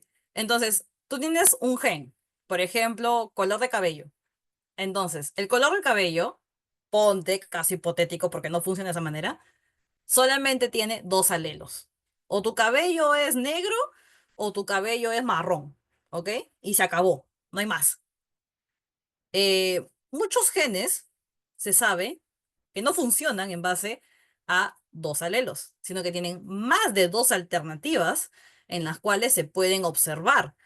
Entonces, puede ser que el gen del cabello, hipotéticamente hablando, sea gen de cabello, color de cabello, y ahora tienes negro, rojo, rubio y el de color marrón, ¿ok? Ahora tienes cuatro formas en las cuales se puede ver el cabello, el color. Y a eso le vamos a llamar polimorfismo, porque tienes más de dos formas en las cuales se puede ver ese gen. Y eso se va a mostrar en diferencias físicas, en diferencias metabólicas o la susceptibilidad a enfermedades de las diferentes poblaciones. Y también tienes el otro término que es la divergencia genética, que son las diferencias entre especies, debido a que acá hay una separación de la población que va a conllevar a acumular una cierta cantidad de mutaciones que a la larga va a crear especies nuevas. Y esto siempre se va a dar cuando hay un aislamiento reproductivo. Y es justamente lo que les he estado repitiendo hace bastantes diapositivas. El famoso, la famosa especiación, ¿ok? Que vamos a crear nuevas especies porque hay aislamiento reproductivo. ¿Pero por qué se crean? Porque acumulan una serie de mutaciones. Y esa serie de mutaciones las hace únicas. Y por eso van a crear nuevas especies. Un ejemplo clásico es el maíz. Creo que algunos son de provincia, de Cusco. Entonces, han visto esa gran variedad de colores de granos de maíz que hay. Y eso se debe justamente al polimorfismo genético con respecto al color del maíz. También tenemos el caso, por ejemplo, de acá de los queridos caballitos, bien bonitos. También es un caso de polimorfismo genético. Hay una gran cantidad de colores, de razas, las famosas razas. Tú no vas a decirle que es una especie completamente distinta. Todos son caballos, ¿ok? Solamente que tienen características diferentes porque, bueno, pues sus genes no son de solamente dos alelos, son de varios alelos. Y dependiendo cómo es que se estén expresando esos alelos, salen esas diferentes formas de colores o de tamaños, dependiendo de qué gen estemos hablando, si el gen del color, gen del tamaño, gen de la cola, o qué sé yo, ¿ok? Entonces, eso hace esta riqueza de las variedades. Otro ejemplo es la susceptibilidad a enfermedades que decía que tú tienes una población de humanos y tienes unos que son susceptibles a la enfermedad, otros que son resistentes a la enfermedad, otros que no les hace nada a la enfermedad. Y otros que, bueno, su metabolismo es lento, pues, ¿no? Y por ahí van. Entonces, todo depende. La gran mayoría de genes son polimórficos. Es lo que se sabe hoy en día. Nosotros explicamos el alelo 1, el alelo 2, A, B, C, D, todo genial, porque eso es lo que te decía Mendel. ¿Sí? Pero la verdad, la cruda realidad es que los genes, entre ellos, para empezar, el gen puede tener muchas alternativas. Y muy aparte de eso, también se sabe que un gen puede, modificar a otro gen y puede hacer que este otro gen se exprese de otra manera o entre ellos se combinen y trabajen juntos para mostrar otra característica. Es algo súper complicado, pero felizmente en colegio solamente explicamos la teoría de Mendel y no nos complicamos con cosas más elaboradas. Bueno, y un poquito más, más allá, ¿no? Pero no vamos hasta que el gen con el otro gen que se modifiquen. No se preocupen. Entonces, ¿qué también tenemos que saber acá? El famoso término cuello de botella. Esto de acá también se da por temas de mutaciones a los genes y se da también porque Va a haber se define como una reducción drástica de la población. Por eso le llaman cuello de botella. Creo que todos hemos estado manejando, alguna vez hemos estado en el micro, lo que sea, y hemos dicho, ¡ah, qué tal cuello de botella se ha armado acá! Porque tenía 5 carriles en la Panamericana que se redujeron a un solo carril. Y tú como que, Dios mío, tremendo tráfico que me estoy metiendo acá. Entonces, eso pasa acá, cuello de botella. Va a haber una reducción bien drástica de esta población por factores externos, no lo sé. Algo ha pasado en el ambiente que ha hecho que esta población se reduzca. Y como se reduce, esta diversidad genética, esta población que antes tenía, como ven ahí, un montón de colores, tenían incluso mutaciones letales por ahí, pero pues no tenía toda la población que no tenía el gen de la mutación para que se mueran. Había pues uno que otro nomás. Era una población rica en diversidad, pero por el famoso cuello de botella, pucha, perdimos esa diversidad genética.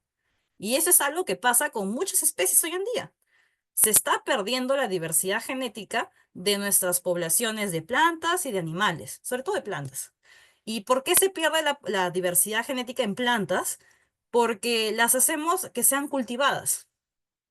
Entonces tenías 20 especies. Ya, por ejemplo, con mis papayas, que yo trabajo con papayas.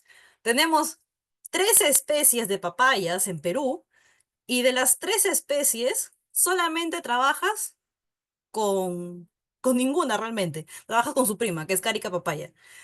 Entonces ya, vamos a poner que son 14, ¿ya? 14 especies de papayas y solamente cultivas una. Y las otras 13 no las vas a trabajar, no vas a hacer también, no las vas a comercializar, no las vas a cuidar para que se mantengan hasta que tus nietos de tus nietos también puedan conocer esa papaya que había. No, no la vas a cuidar. Entonces solamente te centraste en una especie y dejaste de lado al resto. Entonces perdiste la diversidad genética. Porque a la larga nadie va a cuidar esas otras 3 especies de papaya. Nadie les va a hacer caso. Porque todo el mundo se va a centrar en la papayita que te la comes en el jugo. Bien rico. Y se acabó. Y se olvidaron del resto. Entonces perdiste diversidad genética. De repente esa población de papaya, la silvestre, era resistente a la plaga que le pase la papaya. Y tú utilizaste otra especie. Te llegó la plaga, te mató a tus especies a tus papayas comestibles de día a día. Pero tienes a la papaya silvestre de allá que crece en Arequipa. Y esa papaya, como si nada, está con la plaga encima y le da igual, sigue viviendo. Porque tiene ese gen. Y la otra no lo tiene. Y a esa que tiene el gen resistente a la papaya, ¿cómo se llama? A la plaga, se va a morir de aquí a 50 años y se va a generar un cuello de botella. Vas a perder el gen de resistencia a la plaga y no lo vas a poder usar para la papaya que tú consumes día a día y que está viéndose afectada por ese tema de la plaga. Entonces, eso es algo que pasa mucho en cultivos de plantas. Se van perdiendo por el tema de que son especies cultivadas y se deja de lado a las especies silvestres. Luego tenemos otra forma en la cual se van perdiendo genes, que es el efecto fundador. El efecto fundador dice que tienes una población con una alta diversidad de genes y que de esa población tú vas a seleccionar de repente dos, de repente una. Y a esas que tú seleccionas, las vas a empezar a hacer que crezcan, pues, ¿no? O migran, simplemente. Esas dos avecitas decidieron migrar a otro lado, a otra isla. Migraron a la otra isla y se reprodujeron así bien bacán y generaron pues una superpoblación, pero solamente de esas dos aves. Entonces solamente tienes los genes de esas dos aves. Y las otras aves que se quedaron en la otra isla les llegó un huracán y chao, se acabó. Murieron. Perdiste los genes de la población original. Y se fue. Entonces, por eso son importantes los programas de conservación. Las famosas áreas naturales protegidas, zonas reservadas, etcétera. Todo eso de ahí que se habla en ecología es importante porque tenemos que evitar esta pérdida de genes. A veces no le tomamos atención a estas otras especies porque no son útiles para nosotros. Y eso es realmente la razón. Te dicen, pues, no, que no es comestible, no, que no puedo sacar una utilidad, no lo puedo, no la puedo, no me puedo alimentar de ella, es muy caro, etcétera. Entonces, no le dan la importancia de vida. Y de repente, pues sí, pues no, no era agradable el sabor, o no era, no sé, por ejemplo, no era agradable el sabor. Pero esa especie que no era agradable su sabor, tenía el gen justo para poder hacer que las semillas germinen más rápido. Y tú querías ese gen para poder usarlo en otra planta o en otra especie, porque tiene un problema de que no germina rápido. Y es una especie cultivada. Y necesitas que germine rápido para que la población pueda alimentarse de ella. Y no sabes de dónde sacar el gen que haga eso. Pucha, lo tenías en otra población que ya la mataste. Ya no está. ¿Y por qué no la tienes? Porque no la conservaste. Entonces, por eso es que se hacen las áreas naturales protegidas y se conservan estos lugares, le llamamos las key áreas, que son lugares con una gran diversidad de especies, una gran diversidad de poblaciones, que al haber eso tenemos una gran riqueza de genes y que a la larga nos pueden ayudar en diferentes contextos. ¿Ok? Esta otra imagen de acá, se las dejo, es 4 maneras en las cuales se explica la formación de especies. La alopátrica, peripátrica, parapátrica y la simpátrica. Es un tema que más se usa a nivel universitario, en doctorados, maestrías, pero es una manera de explicar la formación de especies nuevas. Y te lo explica bien bonito con un gráfico. A mí me encanta este gráfico de acá. Como les dije, puede pasar que simplemente se aíslen las especies, la población inicial, que es la formación de la especiación de tipo alopátrica. Luego puede pasar que el avecita migra a una nueva isla. Sería el caso de, por ejemplo, los pinzones, una explosión peripátrica. Podría pasar que comparten el mismo hábitat, ¿ok? Pero se especializa en otra cosa. Tiene un nicho distinto, el famoso nicho ecológico.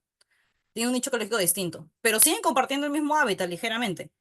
Y bueno, pues ya no se reproducen entre ellas, especies nuevas. O puede pasar que hay un polimorfismo, como dice la definición, hay una alta variedad de genes y al final terminan siendo únicos y ya dejan de reproducirse, pero comparten, ahora sí comparten todo el hábitat. Pueden vivir los dos ahí, chocarse entre ellos, pero no se van a reproducir porque son especies nuevas. Entonces son formas en las cuales se crean especies. Luego tenemos el concepto de la biogeografía. Vamos a meterle un poquito de geografía a la biología y por eso le vamos a llamar biogeografía. Entonces, todos sabemos que hace miles de millones de años teníamos un planeta Tierra que estaba conformado por una sólida masa llamada Pangea, ¿sí o no? Y esa es la teoría de la deriva continental. Entonces, esta Pangea, por el movimiento de placas tectónicas, que hasta hoy en día se siguen moviendo, empezó a originar los diferentes continentes que hoy en día tenemos, ¿no? Entonces, esta forma de que lo explica la parte geográfica también cumple para la parte biológica, porque te pones en el supuesto, como dice la imagen acá a la izquierda, que si era un solo pedazo de tierra, básicamente, había solamente una especie, o sea, no había más. Pero esa única especie, pues, se empezaron a mover las placas tectónicas y al final va a generar que se hagan aislamientos, ¿sí o no? Porque se están moviendo, se están separando y van a generar nuevas especies. Y puede pasar que en este nuevo continente que se ha generado, como veíamos en esta imagen anterior, empiece a migrar esta avecita, a migrar este reptil, a migrar no sé qué cosa, y empieza a moverse de un lado a otro y empieza a generar nuevos nichos, nuevas formas, y empieza a conquistar nuevos sitios. Y entonces empiezan a haber más especies. Puede pasar porque todos sabemos que los Andes nunca han estado, siempre no estuvieron acá, aparecieron. debido a movimientos de placas tectónicas. Entonces aparecieron los Andes. Aparecen los Andes, se aíslan nuevamente las especies y vuelves a generar especies nuevas. Entonces, la biogeografía es una manera de explicar también la evolución de las especies. Y eso, ¿cómo lo podemos ver? De esta manera. Son las famosas pruebas biogeográficas. Los camélidos, hay camélidos en Asia, en África y también tenemos en Perú, en la parte de los Andes. Entonces, ¿cómo es posible que el camello haya llegado hasta África y Asia? Pero profesora, mira, hay un tremendo mar ahí en el medio, pues, ¿no? Es que al inicio todos estábamos juntos, todo era una sola cosa. Entonces, e incluso si nosotros recordamos nuestras clases de geografía y de historia, nos han contado, porque yo me acuerdo en el colegio que me contaban mis profesoras de colegio, que habían las famosas eras de hielo. Y en esas eras de hielo, pues se hacían pequeños canales que unían a los diferentes continentes. Y también por ahí nos han contado en historia cómo fue que los homínidos empezaron a conquistar nuevas tierras justamente debido a estas eras glaciares, ¿no? Que empezaron a caminar y que cruzaron el estrecho, que esto, que el otro, y de esa manera llegaron a nuevos sitios. Lo mismo pasa con los animales y las plantas, ¿ah? La misma historia. Van a empezar a migrar y a moverse porque todo al final era una sola cosa y luego se empezó a mover y bueno, pues ahí estaba su antepasado y se especificó, hubo una especiación, pequeños cambios microevolutivos que terminaron en cambios macroevolutivos y bueno, pues dieron origen a especies nuevas. También tenemos los marsupiales. ¿Cómo llegaron los marsupiales ahí, pues, al otro lado del mundo? La misma historia. Todo estaba junto en un solo sitio, llegó al antepasado, condiciones ambientales nuevas, tuvieron que adaptarse y por lo tanto aparecieron nuevas formas de marsupiales, ¿verdad? El koala, el canguro, la zarigüeya, etcétera. Todos los animalitos que conocemos que son marsupiales, que tienen un marsupio, ¿verdad? No, no se olviden que el marsupio es esa bolsa que comparten todos los marsupiales. Y ¿por qué tienen un marsupio? Porque ellos no tienen no completan su estadio, el desarrollo embrionario, el feto, el embrión, sale como embrión del útero de la mamá. No sale como feto, sale como embrión. Y el embrión es una cosa diminuta, de 2 centímetros, hasta más chiquito. Y sale del útero y migra hacia el marsupio. Y en el marsupio es que completa su desarrollo embrionario hasta convertirse en feto y bueno, por consiguiente luego, como ya sabrán de los canguros, se mantiene dentro del marsupio aproximadamente, si no me equivoco, 10 meses, si no me equivoco, porque todavía le falta desarrollar y sigue lactando y bueno, pues ahí va a conseguir la leche de la mamá, ¿no? Entonces, esos son los marsupiales que tienen el marsupio, esta bolsa, para que pueda completar su desarrollo, porque no lo pueden completar en el útero. Necesariamente tienen que hacerlo en el marsupio. Y luego les decía la teoría de los Andes. Y esta de acá me encanta bastante y les conseguí este paper, es en inglés, lo siento, pero te habla justamente de cómo fue que fue creándose eh, esta cadena montañosa. Y es la razón principal por la cual este planeta, el Perú, tiene una riqueza impresionante de especies. Y eso no se olviden, por favor. Para el caso de Perú. Yo sé que también cumple para Ecuador y Colombia, ¿ok? Pero en Perú, muy aparte de la cadena de los Andes, tenemos costa, sierra y selva, y tenemos una gran variedad de climas, microclimas, y todo eso se debe a la cordillera de los Andes y a los vientos alisios que vienen del mar. Entonces, esos dos factores, pero principalmente la cadena de los Andes, ha hecho esta gran diversificación de especies en lo que es el Perú y la diversificación de climas que tenemos.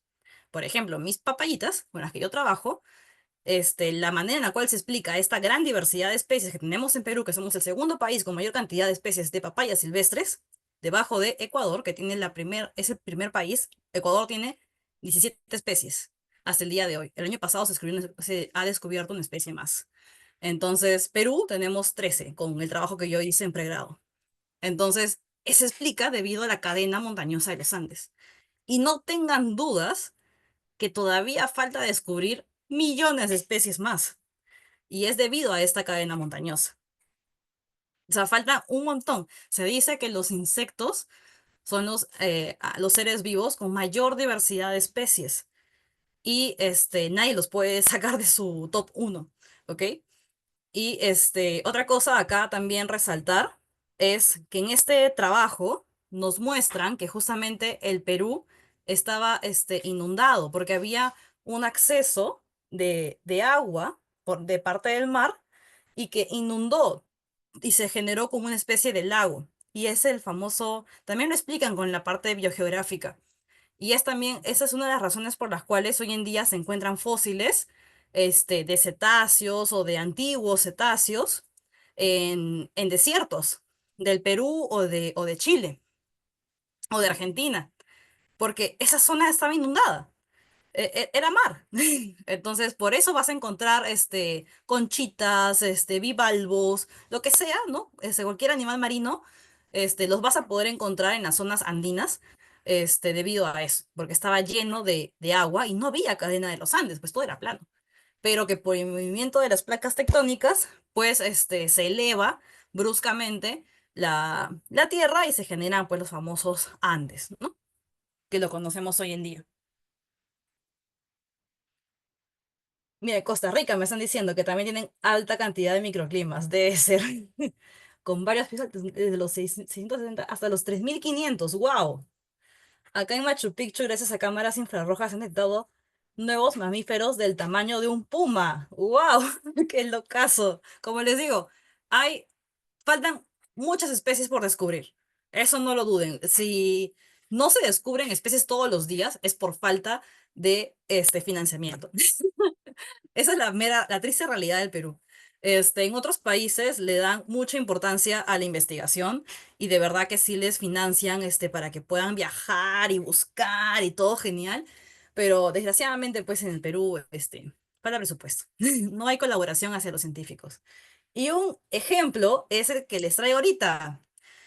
¿Han escuchado y les dejo el link también, de este famoso Perucetus colossus? ¿Llegaron a escuchar? Salió en las noticias, fue el boom del momento el año pasado. ¿Alguien lo escuchó? Sí, tengo una, dos, tres, genial. Les voy a contar un poquito sobre el Perucetus. Excelente, muy bien. Bien, les voy a contar, ¿sí? Porque justo hace poco hemos tenido un simposio. Yo soy del Museo de Historia Natural de San Marcos, soy investigadora y también tesista de posgrado. Entonces, fue un grupo de científicos de San Marcos y también de otras universidades internacionales que dieron a conocer este descubrimiento.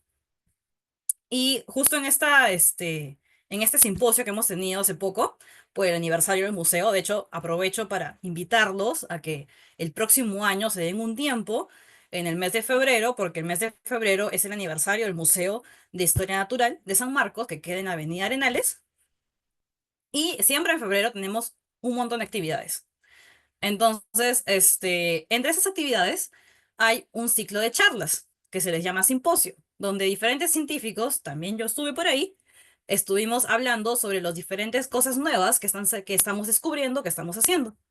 Y justo uno de los que integró este grupo habló sobre el Perucetus colossus y me contó algo que no sabíamos, que es que lo que ellos habían planteado al inicio, como les dije en la ciencia, todo puede ser refutado. Y ahora hay un dilema. Hay dos grupos de científicos que se están, por así decir, peleando entre ellos para decir que sí es cierto y que no es cierto. Porque así pasa en la ciencia. Entonces, les voy a contar. El Perucetus colossus se conoce a partir de una variedad de huesos. En el desierto de Ica, como bien mencionan, en Nazca, se descubrieron 13 vértebras, 4 costillas y algunas partes de región pélvica de esta ballena, ¿ok? No se ha logrado sacar todos los huesos porque no hay presupuesto, ya les dije, y ha sido un trabajo de hace más de 10 años de investigación. Y que luego de 10 años que descubrieron estos huesos, recién han podido hacer todo el trabajo científico y hacer la publicación. Imagínense el problema de que no tenemos financiamiento. Entonces, fue descubierto en Perú, en el desierto de Nazca, y es considerado por algunos científicos, ahora les puedo decir solamente eso, el ancestro de las ballenas actuales. Se le llamó Perucetus colossus porque se descubrió en Perú, por eso Perucetus, y Colossus porque supuestamente es el animal prehistórico más pesado de la historia. Por eso Colossus, porque es el animal más pesado. Se estima que pudo haber llegado a las 320 toneladas de peso, mucho más pesado que una ballena azul, ¿ok? Es el más pesado de la historia. Entonces, ¿qué pasa con esto de acá? Como les digo, hace poquito, ha sido 2 semanas, el simposio. Este científico, uno de los autores, nos mencionó, y de paso hablé con él, y le dije, ¿qué pasó? Y me dijo, bueno, lo que pasa es de que hay unos científicos en Italia, me parece, que han refutado nuestra teoría. Y ya han empezado a hacer porque todo eso se estima con modelos matemáticos, porque evidentemente pues no tenemos todas las vértebras, no tenemos todo, y solamente en base al peso de lo que tenemos se va armando este esqueleto y se estima cuánto pudo haber pesado con fórmulas matemáticas. Pero hay otro grupo de investigadores que han aplicado otro tipo de fórmulas y han llegado a la conclusión de que este animal, Perucetus colossus, no pudo haber llegado a las 320 toneladas, que realmente es mucho más chiquito y que debía haber pesado mucho menos.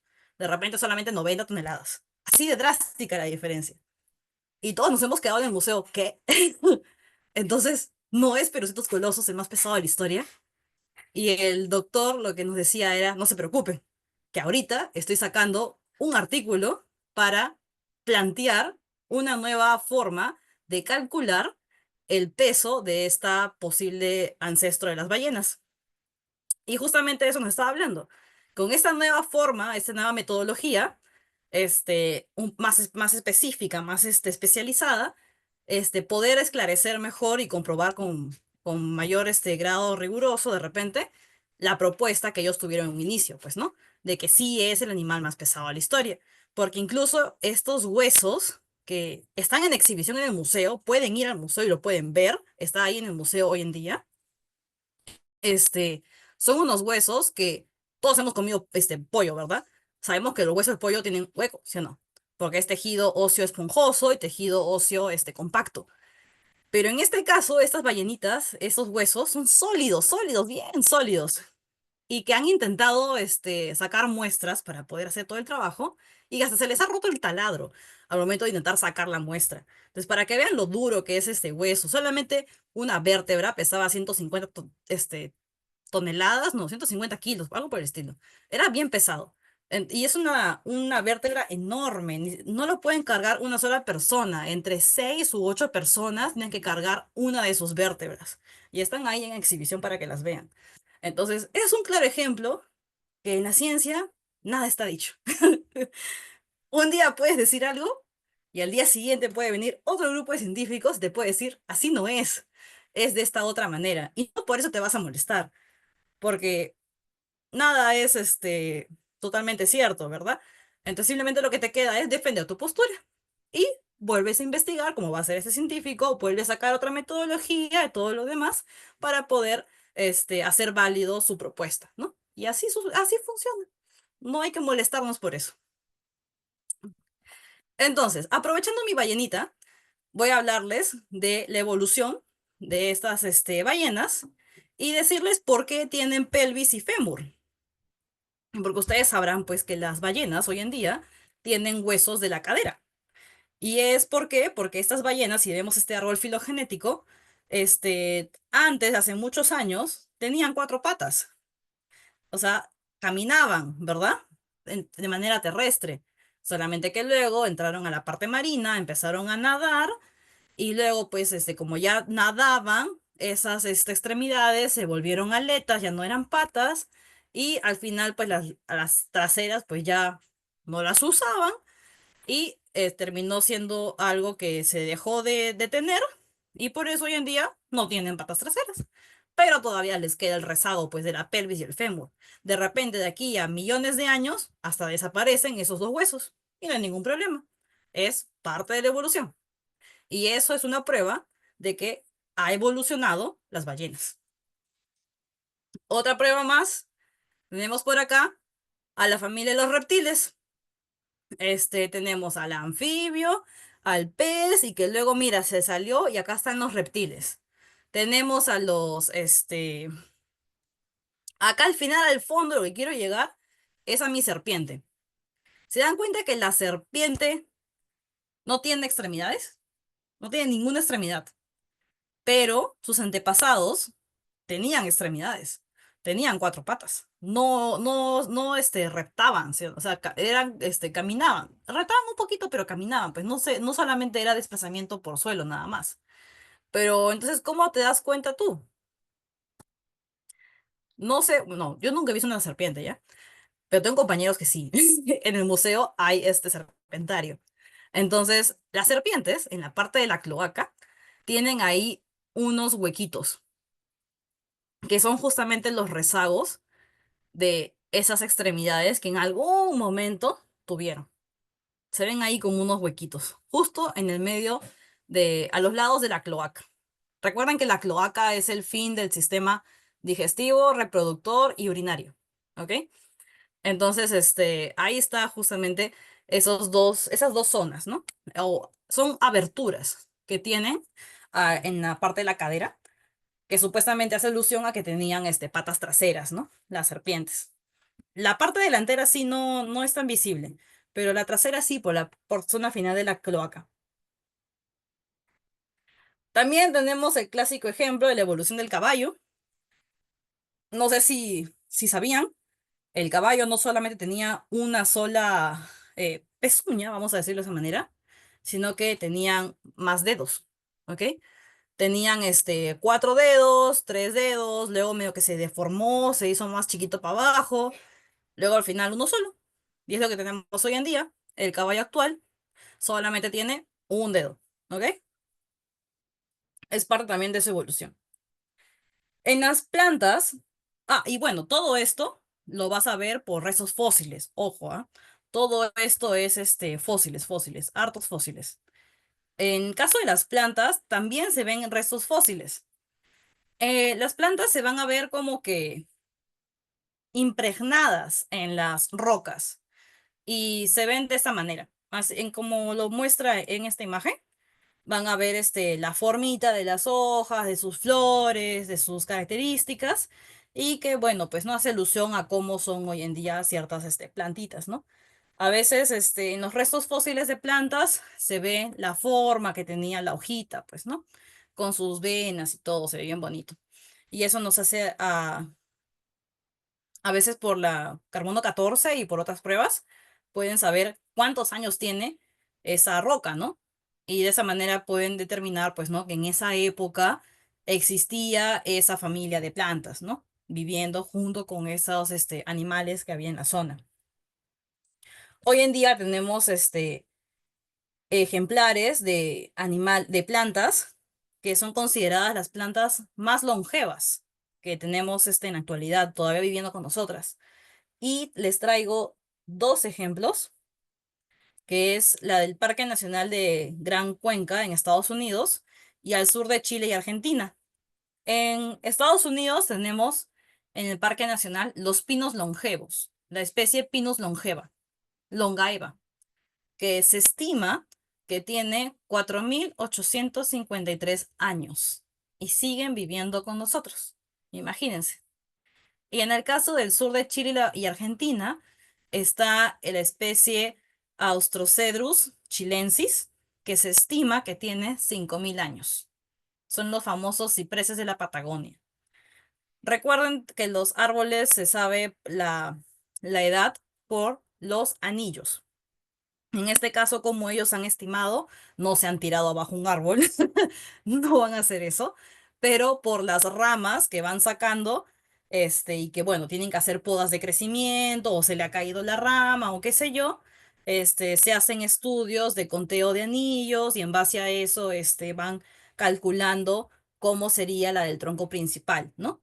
O si por algún motivo algún ejemplar, ha muerto o qué sé yo, aprovechan y, hacen el conteo de los anillos, ¿no? Para poder determinar la edad de esos, ejemplares, ¿sí? Entonces, también tenemos, eh, plantas longevas con nosotros viviendo todavía, que sería un ejemplo de evolución. Se dicen que las plantas gimnospermas, ¿se acuerdan cuáles eran las gimnospermas? Un ejemplo, al chat, a ver si siguen conmigo.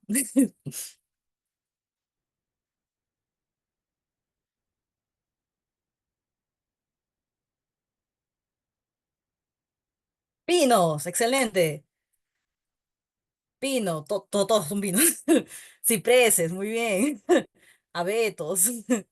Excelente, excelente. Se dicen que las gimnospermas son el grupo de plantas, más antiguas con respecto a las angiospermas. Las angiospermas se podría decir que son las plantas más actuales y las gimnospermas son plantas mucho más antiguas. Por eso justamente están viendo acá el ejemplo de los pinos y los cipreses. Ellos son un ejemplo de plantas que han vivido 4.800 años o 5.000 años incluso. Son las plantas más antiguas que hay, que han evolucionado hace mucho más tiempo que las angiospermas. Las angiospermas podríamos decir que son las que ahorita nomás acaban de evolucionar y están empezando a sacar un montón de especies, ¿no? Por eso tenemos una alta riqueza de especies de plantas angiospermas, que son las que tienen flores, ¿no? Mientras que las gimnospermas no tienen flores ni frutos verdaderos. Entonces, para poder terminar, vamos a hacer un pequeño resumen de la clase. El origen de las células se dio por procesos endosimbióticos, empezando por células procariotas que se fagocitaban entre ellas. Hoy en día hablas de corrientes filosóficas sobre los procesos de evolución. Como todo en la ciencia, está en constante cambio. No podemos hablar de que solamente voy a creer en esto. Es porque hay una corriente y tú consideras pertinente creer en esa corriente o no, dependiendo de las pruebas que te estén dando. Se puede hablar de microevolución, macroevolución, evolución convergente, divergente, radiación adaptativa, etcétera. Son maneras de explicar cómo los seres vivos han ido evolucionando a lo largo de los años. Entre las pruebas de la evolución tenemos las estructuras internas, órganos o huesos, que son compartidos entre especies, órganos vestigiales que ya no cumplen una función, pero que antes sí eran relevantes. Un ejemplo de órgano vestigial en los humanos, el coxis. Un ejemplo de órgano vestigial en las ballenas, su cadera. Un ejemplo de órgano vestigial otra vez en humanos, las muelas del juicio. ¿Saben cómo es la historia de las muelas del juicio, no? Se dice que los humanos, antiguamente tenían una quijada mucho más amplia, ¿ok? Mucho más larga. Y como era mucho más larga, pues cabían más cantidad de huesos, de dientes, pero nuestro cráneo ha ido evolucionando y nuestra quijada, por la forma en la cual nos alimentamos hoy en día, pues se ha reducido el largo de nuestra quijada. Y por eso ya no nos entra la famosa muela del juicio. Y le llamamos de esa manera porque causa tremendo dolor, porque no tiene espacio para poder crecer. Y por eso te la sacas, ¿no? Otra prueba de la evolución son los fósiles, ya sea de plantas o de animales. Y en el caso de las bacterias o protozoarios, estos se encuentran congelados en los polos o glaciares. Es verdad, eso me olvidé mencionar. Cuando vamos a la parte del polo norte, polo sur, o en los glaciares de la cadena de los Andes, deben haber escuchado que hay los famosos estudios del hielo. Y en esos estudios de hielo son como unas maquinitas que meten y sacan cilindros de hielo. Y ahí los científicos van estudiando los microorganismos que viven en el hielo. Y de esa manera determinan la edad, por cantidad de CO2, nitrógeno, y amoníaco y demás que puedan encontrar en el hielo. Y también a las bacterias que puedan vivir en ese lugar. Y ahora nos vamos al quizzes. Ya está activado, así que ustedes mismos van a entrar ahorita al quizzes. Se los voy a pasar. Ay, ¿cómo hago con esto? Ya, vete, ya. Y como dije, terminé a tiempo, jeje. Ah, no, no, espérense. Está aquí, ya. Ahora sí. ¿Dónde está mi chat? Acá está mi chat. Listo. Ahora sí. Todos pudieron entrar al quizzes. Ya está activo, así que ya pueden ir desarrollándolo. Voy a dar aquí a View.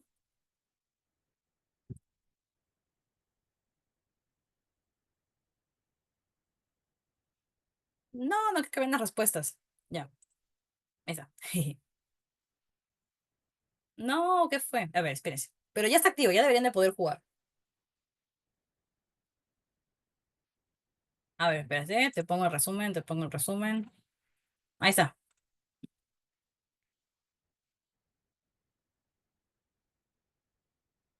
Ya, ahora sí, ahí está. Ah, ya sí, Ah, ¿dónde está? ¿Me avisas si es que pueden entrar al quizzes? Porque ya está activo, supuestamente. Rosalba, me dicen que no está el link de la asistencia.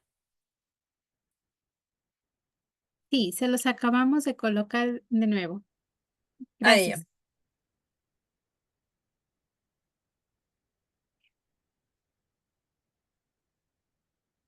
¿No se ve completo el texto?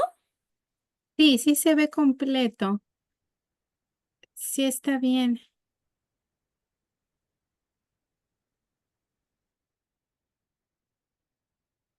Pero no vale usar el resumen para resolver el quiz, ¿ah? Ya sé, ya que están haciendo eso.